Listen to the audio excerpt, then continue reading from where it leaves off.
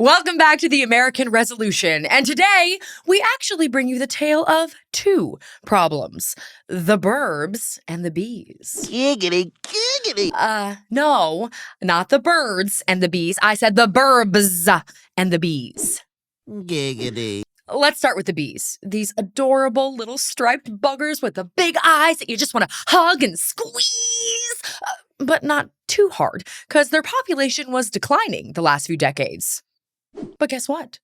All of a sudden, they are thriving and vibing.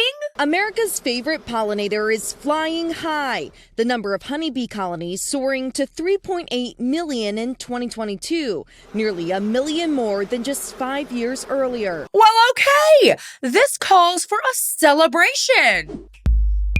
Y'all, we did it. We saved those bees. Do you remember PSAs like this when you were a kid? Do the honeybee, come on. Do the honeybee, do the honeybee, come on. Do the honeybee, do the honeybee, come on. Y'all, people in the comment section of that video said they listened to that song in kindergarten, and wow, I'm jealous. I mean, my childhood songs taught us about something that actually did become extinct. We just got a letter. We just got a letter. Wonder who it's from. What the hell is a letter? Now, as much as I'd like to think that music brought back the honeybees from the brink of death, catchy tunes and public awareness campaigns can't take all the credit. What we can acknowledge, however, is America's obsession with one particular snack. In the mid-2000s, Americans went nuts over nuts. The Washington Post looks at the almond craze. America's appetite exploded 220% since 2005. We now eat more than 2 pounds of almonds every year. Oh, we started putting almonds in everything. Almond milk, almond butter, almond shampoo, and lotion, and oil, and lube? Like a cream.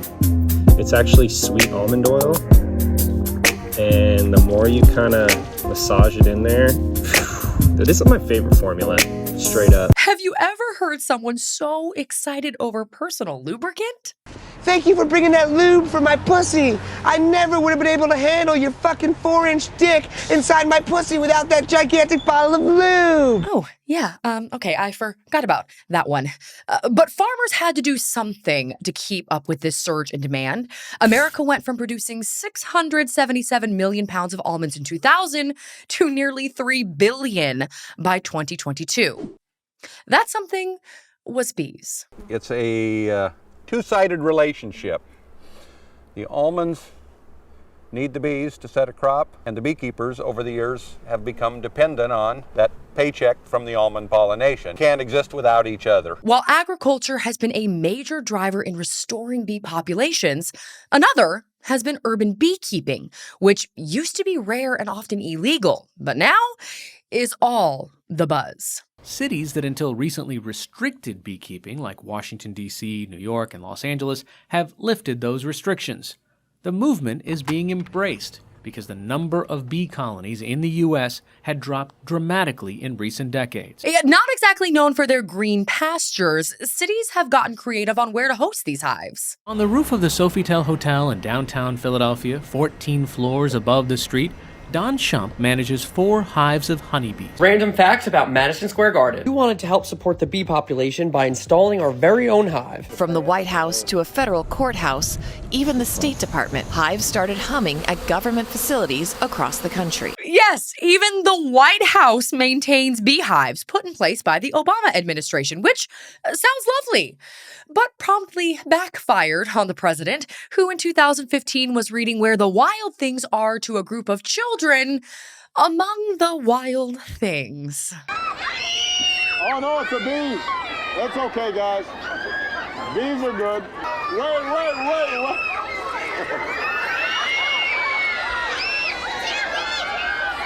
Oh my God!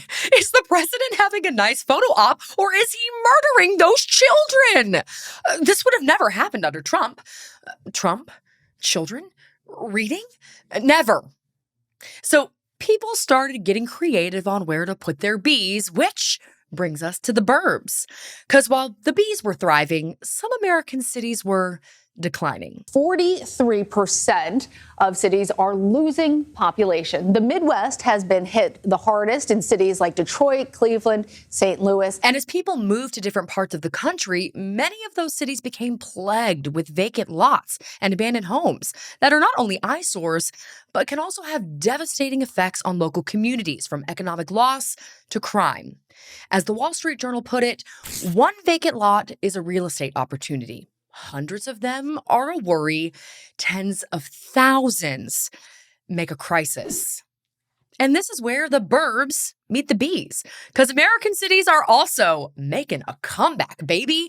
And leading the way is Detroit, whose revitalization efforts are getting the attention it deserves. A few years ago, it was an off-the-wall idea. Why not use vacant Detroit lots as a place to raise bees? Yeah, and then that idea turned into Detroit Hives, and it's now a smashing success. Our guests today are Timothy Jackson and Nicole Lindsay, co-founders of Detroit Hives, a nonprofit organization that solved not one, but two problems at once by transforming rundown vacant lots in Detroit into thriving green spaces that host beehives. Yo, listen up, got a story to tell about the Burbs and the Bees doing it so well. In Detroit City, vacant lots gone to waste, but beekeepers came and created a better place, turning concrete jungles into lush green scenes. We caught up with Timothy and Nicole right as they were prepping for a busy day at one of their many properties.